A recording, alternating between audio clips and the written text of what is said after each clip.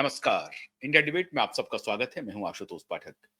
मित्रों, एक तरफ तो निवेशकों की शंका का समाधान नहीं हो पा रहा है, निवेशक परेशान है और दूसरी तरफ कंपनी भी परेशान है। सहारा इंडिया परिवार भी परेशान है। सहारा इंडिया परिवार चाहती है कि जल्द से जल्द हमारी समस्या का निपटारा हो और कोर्ट कोई रास्ता निकाले और हम निवेशकों का पैसा दे दें और इस झंझट से बाहर आए। कोई भी कंपनी ये चाहेगी, लेकिन रिजल्ट ढाक के तीन पात ही हो रहे हैं।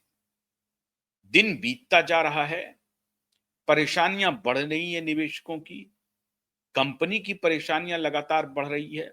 अब तो ये हालत है कि कंपनी में काम करने वाले कर्मचारी दाने दाने को मोहताज हो गए हैं और उसकी संख्या हजारों में है। कर्मचारी की मैं बात कर रहा हूं, बेहद परेशान है, बेहद। और वो लगातार इस कोशिश में थे कि किसी भी प्रकार से सुप्रीम कोर्ट इसमें दखल दे और जो निवेशकों को सुप्रीम कोर्ट पैसा लौटा रही है 5,000 करोड़ रुपया, उसमें से कुछ पैसे एम्प्लॉय के लिए भी निकल जाएं। 200-300 करोड़ रुपए की बात है। अगर 200-300 करोड़ रुपए उसमें से निकाल करके सहारा इंडिया परिवार के कर्मचारियों को कुछ भुगतान हो जाता, तो कुछ 100 करोड़ रुपए में सहारा के कर्मचारियों की जिंदगी बच जाती। लेकिन वो भी मामला लटक गया। अब अदालत क्या चाहती है, सरकार क्या चाहती है, बात समझ में आ नहीं रही है। 17 नवंबर को आज के दिन सुनवाई थी अदालत में। हालांकि मैं ये कार्यक्रम लेट से कर रहा हूं, विलंब से आप तक आ रहा हूं, लेकिन मैं ये जानने की कोशिश कर रहा था कि आखिर बात हुई क्या। सरकार ने क्यों समय मांगा 4 सप्ताह का, और सरकार ने मांगा 4 सप्ताह का, अदालत ने उन्हें 6 सप्ताह का समय दे दिया। अजब हैरानी है। क्या संवेदनशीलता है अदालत की? किस प्रकार का यह निर्णय चल रहा है, किस प्रकार की तारीख चल रही है? तारीख ही नहीं है, समय ही नहीं है।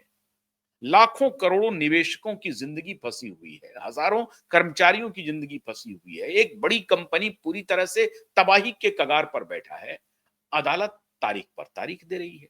सरकार ने 4 सप्ताह का वक्त मांग लिया। किस बात के लिए वक्त मांगा? सरकार को था रिप्लाई करना कि जो संपत्ति सहारा कह रही है कि हम अडानी को बेचना चाहते हैं, क्या वो संपत्ति सही है, बेचना चाहिए या नहीं बेचना चाहिए, मंशा क्या है सहारा की, ये क्यों बेचना चाह रहे हैं, इस सब के ऊपर एक डिटेल रिपोर्ट बताइए और ये बताइए कि जो संपत्ति ये बेचना चाह रहे हैं उसका टाइटल वगैरह का क्या स्थिति है। ये किसी और की तो संपत्ति नहीं है, किसी को दे रहे हैं, टोपी पहना रहे हैं। ये सब आप पता करके बताइए। और इसके लिए एक एमिकस क्वेरी शेखर नाफड़े साहब को भी अपॉइंट किया। सरकार ने कहा कि इसके लिए मुझे 4 सप्ताह का वक्त चाहिए। मतलब आज कहा अदालत में 4 सप्ताह का वक्त चाहिए। अच्छी बात है। अदालत ने उन्हें 6 सप्ताह का वक्त दे दिया। अब इस बीच में एक मामला बहुत महत्वपूर्ण आ गया। एमिकस क्यूरी शेखर नाफड़े जी ने कहा कि मेरे पास एनोनिमस मेल आ रहे हैं, अज्ञात लोगों के बहुत सारे मेल आ रहे हैं, पेपर आ रहे हैं, पत्र आ रहे हैं, और वो कह रहे हैं कि साहब ये सहारा की ये संपत्ति है, ये बिक गई, ये पैसा कहां गया पता कीजिए। अब मैं ये ढूंढने के लिए तैयार बैठा हूं कि ये जो 88 संपत्तियों की जो लिस्ट दी गई है, क्या उस संपत्ति में से कोई मेल है? नहीं, उसके बियॉन्ड है। तो ये किसकी संपत्ति है, ये कहां से आ रही है? क्या इस संपत्तियों का डेटा इस 88 संपत्ति में है या नहीं है? मैं उसकी तहकीकात में लगा हुआ हूं। तो मामला बहुत गंभीर है, बहुत झोल है इसमें। सहारा की संपत्तियों के आकलन में काफी झोल है और उस सारे झोल को हमको निपटाना पड़ेगा। हमको देखना पड़ेगा, सीरियसली देखना पड़ेगा कि जिस संपत्ति की लिस्ट सहारा इंडिया परिवार ने अदालत को दी है और अडानी को दी है और सरकार को दी है, वो 88 संपत्ति पूरी तरह से इंटैक्ट है, बेचने लायक है, उस पर किसी भी तरह की कोई आपत्ति नहीं है। और वो बेच करके सहारा इंडिया परिवार की मंशा है कि पैसा आए तो निवेशकों का दे दें, जिसका जो बकाया है हमको वो हम उसको वापस कर दें। तो 88 संपत्ति के अलावा जो उनके पास संपत्ति के विवरण आ रहे हैं कि फलाना संपत्ति सहारा इंडिया परिवार की है और उसको फलाना ने बेच लिया है और ये पैसा कहां गया है, इसका पता कीजिए। अब ये सबसे बड़ा बोन ऑफ कंटेंशन बन गया है मित्रों। यहीं से शुरू हो गई है शंका कि भाई संपत्ति कितनी है, कहां है। हर शहर में संपत्ति थी सहारा की। 217 शहरों में सहारा सिटी बनना था। देश नहीं, दुनिया का सबसे बड़ा रियल एस्टेट का प्रोजेक्ट था। टर्नर एंड टर्नर के साथ कोलैबोरेशन हो रही थी। सब के सब ढाक के तीन पात हो गए। लेकिन 217 शहरों में, जिन शहरों में सहारा सिटी होम्स बनने थे, वो जमीनें तो होंगी। और जमीनें होंगी तो कोई 1 कट्ठा, 2 कट्ठा, 5 कट्ठा, 1 बीघा, 2 बीघा नहीं होगी। 10 एकड़, 5 एकड़ नहीं होगी, सैकड़ों एकड़ होगी। तो वो जमीन कहां है, वो जमीन के कागजात किधर हैं? ये जो 88 संपत्ति सहारा ने दिया है, इसके बियॉन्ड वो संपत्ति है क्या? क्या 88 संपत्ति बेचने से ही सहारा का सारा समाधान हो जाएगा क्या? क्या 217 शहरों में जो सहारा सिटी होम्स बनने थे, 217 शहरों की जमीनें कहां गई? उसको आकाश निगल लिया या धरती खा गई? वो जमीनें गई कहां? क्या अभी शेखर नाफड़े साहब को जो डिटेल आ रहे हैं, फोन आ रहे हैं, पत्र आ रहे हैं, क्या ये उन्हीं संपत्ति के बारे में है, उन्हीं जमीनों के बारे में है, उन्हीं उन्हीं कागजातों के बारे में है कि साहब इस शहर की फलाना जमीन बिक गई? मध्य प्रदेश में 1,000 करोड़ की जमीन कहा जा रहा है कि 50 करोड़ में, 100 करोड़ में बेच दी गई, और इसको लेकर के वहां पर एफआईआर पड़ा हुआ है। झारखंड में कई जमीन बेचने के बारे में एफआईआर है। बिहार में कई जमीन बेचने के बारे में एफआईआर है कि चुपके चुपके से कहीं कहीं कहीं सहारा के ऑफिसरों ने मिलकर के, अधिकारियों ने मिलकर के जमीनें बेच ली हैं, और ये पैसा कहां गया है? उसी प्रकार से सहारा हॉस्पिटल जो बिका, वो पैसा कहां गया? अब सहारा स्टार होटल है, उसके बारे में भी कहा जा रहा है। खबर तो ये आ रही है कि सहारा स्टार होटल के नाम पर तो पैसे भी ले लिए गए हैं। हालांकि मैं इसे चंडू खाने की खबर मानता हूं, जब तक इसकी कोई सत्यापन ना हो। सहारा इंडिया परिवार का जो होटल है, सहारा स्टार होटल, जो मुंबई एयरपोर्ट के ठीक सामने में है, वो अभी भी सहारा इंडिया परिवार की संपत्ति है और उसी रूप में काम भी हो रही है। वो होटल सहारा इंडिया परिवार की है, वो संपत्ति किसी और की नहीं है। तो ये कहना कि सहारा इंडिया परिवार के होटल ने पहले ही अडानी से पैसा उठा लिया है, ये गलत है।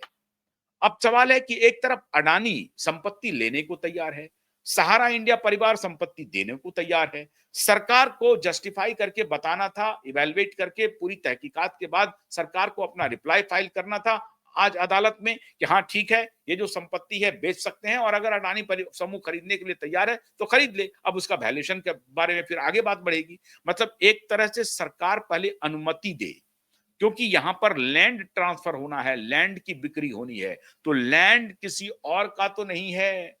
जो दावा किया जा रहा है सहारा की तरफ से, वो पुष्ट है या नहीं है, वो सत्य है या नहीं है, या वो अपुष्ट है। जमीन किसी और की है, राम मोहन जद्दू की है जमीन, और सहारा ने अपने नाम से कर लिया है और ये जमीन पकड़ा रही है अडानी को। तो इसके बारे में पता करके आप हमें बताइए। ये सरकार को रिप्लाई फाइल करना था। अब इसमें जो शेखर शेखर नाफड़े साहब हैं, वो कह रहे हैं कि मेरे पास एनोनिमस मेल भी आ गए। अब यहीं से मामला ये उलझ गया है मित्रों। ये बात सही है कि शेखर नाफड़े साहब के पास बहुत सारे मेल गए होंगे कि फलाने शहर में फलाना जमीन है, उसको किसी ने बेच दिया है। अब उसका सत्यापन करिए। अगर उन्होंने डिटेल भेजा है, उसका सत्यापन कीजिए। सत्यापन कहां से करेंगे? वो डिस्ट्रिक्ट एडमिनिस्ट्रेशन से करेंगे, रेवेन्यू रिकॉर्ड में जाएंगे कि वो जमीन किसकी थी, किसको बेचा गया। तो ये बहुत छोटा काम नहीं है, ये बड़ा काम है। लेकिन सवाल है कि इन कामों में उलझाने से अहित किसका हो रहा है? निवेशकों का, कंपनी का और कर्मचारी का, तीनों का।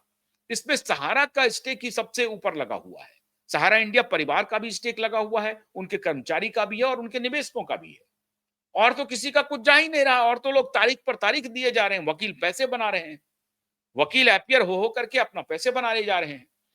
कर्मचारियों ने अपील की थी कि हमें कुछ पैसा रिलीज कर दिया जाए, हमारा वेतन नहीं मिल रहा है। सुप्रीम कोर्ट ने कुछ नहीं सुना। उनको तो स्टर्न एक्शन लेना चाहिए था, फौरन एक्शन लेना चाहिए था कि भाई इन कर्मचारियों के पैसे तो देने पड़ेंगे, कहां से दिए जा सकते हैं। उन्होंने शायद ये अर्जी लगाई थी कि जो सहारा सेबी अकाउंट में पैसे हैं, जिससे कि 5,000 करोड़ रुपए निवेशकों के दिए गए हैं और 5,000 करोड़ रुपए और निर्गत किए गए हैं निवेशकों को देने के लिए, उन्हीं में से कुछ पैसे निकाल करके आप कुछ इंप्लाई को दीजिए। अब ये बहुत पेचीदा मामला है। पैसा किसी और का है, निवेशक का पैसा है, उसमें से वो कर्मचारी को कैसे देगा? और अगर देगा तो उसका आधार क्या होगा? और अगर आधार है तो फिर देना चाहिए या नहीं देना चाहिए? ये सब कोर्ट के विवेक पर है। क्योंकि कर्मचारी की जो लायबिलिटी है, वो सहारा इंडिया परिवार कह रही है कि भई हम जब फँस गए अदालती कार्रवाई में, इसलिए हम अपने एम्प्लॉयी को पैसा नहीं दे पा रहे हैं। आपने बहुत दिनों तक हमारा बैंक अकाउंट सीज रखा, ये रखा, वो रखा, हालाँकि कोई सीज नहीं था। लेकिन फिर भी सहारा इंडिया परिवार कहती रही कि हमारा अकाउंट सीज था, हम पैसे हमारे पास थे भी, तो हम उसको नहीं निकाल नहीं पाए, इस वजह से हमारा बैकलॉग होता गया और जैसे-तैसे हम काम चलाते रहे। लेकिन अब अगर सहारा इंडिया परिवार भी मान लीजिए इस हक में है कि हाँ, हम कर्मचारियों का पैसा देना चाहते हैं, तो फिर अदालत को कोई रुख क्यों नहीं अपना रही है अदालत? अदालत को यह तय करना पड़ेगा कि आप हज़ारों लोगों को मरने के लिए सड़क पर नहीं छोड़ सकते हैं। उनकी परेशानी को आपको समझना पड़ेगा, उनके दर्द को समझना पड़ेगा। लेकिन समझेगा कौन? समझना है अदालत को। सरकार कोई फैसला ले नहीं पा रही है। सरकार के लेबर कमिश्नर के पास कर्मचारी जा रहे हैं, उनकी कोई सुनवाई नहीं हो रही। लेबर कमिश्नर पत्र लिख रहे हैं। डिस्ट्रिक्ट एडमिनिस्ट्रेशन को कह रहे हैं कि साहब इनको दीजिए, इनको पैसा निकाल के दीजिए। उन्होंने हाथ खड़ा कर दिया कि मेरे पास पैसे नहीं है। पैसे जहां पर हैं उनसे कुछ पैसे निकाल करके दे दिया जाए और जो बाकी पैसे अडानी को बेचने से आएंगे उसमें कंपनसेट कर दिया जाए। ये रुख हो सकता है। ये रुख अदालत ले सकती है। इस बात को संज्ञान में लेकर के अदालत ये फैसला ले सकती है कि कर्मचारियों को अगर 2-4-500 करोड़ रुपए रिलीज करने से कर्मचारियों का भला हो जाता है और कंपनी के ऊपर बर्डन कम हो जाता है और कंपनी कह रही है कि आने वाले दिनों में जब हम अपनी संपत्ति बेच ही रहे हैं अडानी को और वो भी हजारों करोड़ में, तो उसमें से 500 करोड़ रुपया अगर निकल गया तो 500 करोड़ रुपया कंपनसेट हो जाएगा। ये डिमांड ठीक है। अब सवाल है कि कानून क्या कहता है? इमोशन से काम चलेगा या नहीं चलेगा, या इमोशन को सबसे आगे रखना चाहिए? मेरी नजर से अगर आप पूछेंगे तो मैं कहूंगा कि भाई अदालत को इमोशनल होना चाहिए, यहां पर संवेदनशील होना चाहिए और कर्मचारियों की स्थिति को ध्यान में रखते हुए निर्णय लेना चाहिए। लेकिन हुआ नहीं। वो भी एक प्रकार से खारिजी है समझिए। अब 6 सप्ताह के बाद फिर सुनवाई होगी। 6 सप्ताह के बाद सरकार रिपोर्ट क्या देती है, उसमें भी कहीं कोई लोचा ना हो जाए। मतलब मामला बढ़ते जा रहा है। 1.5 महीने पहले सुनवाई हुई, अब फिर 6 सप्ताह बाद, 1.5 महीने के बाद फिर सुनवाई होगी। अब दिसंबर नहीं, जनवरी में होगी, पता नहीं उस वक्त ठंड की क्या स्थिति होगी। अब चले जाइए, जनवरी से पहले तो होना नहीं है, जनवरी में ही इसकी सुनवाई होनी है। अब जनवरी में कब सुनवाई होगी कहना मुश्किल है। तो ये सारी पेचीदगी एक बार फिर से सामने आ गई है और इसमें परेशान हो रही है भोली-भाली जनता। अब भोली-भाली जनता कौन? तो सहारा के निवेशक, सहारा के कर्मचारी और सहारा कंपनी।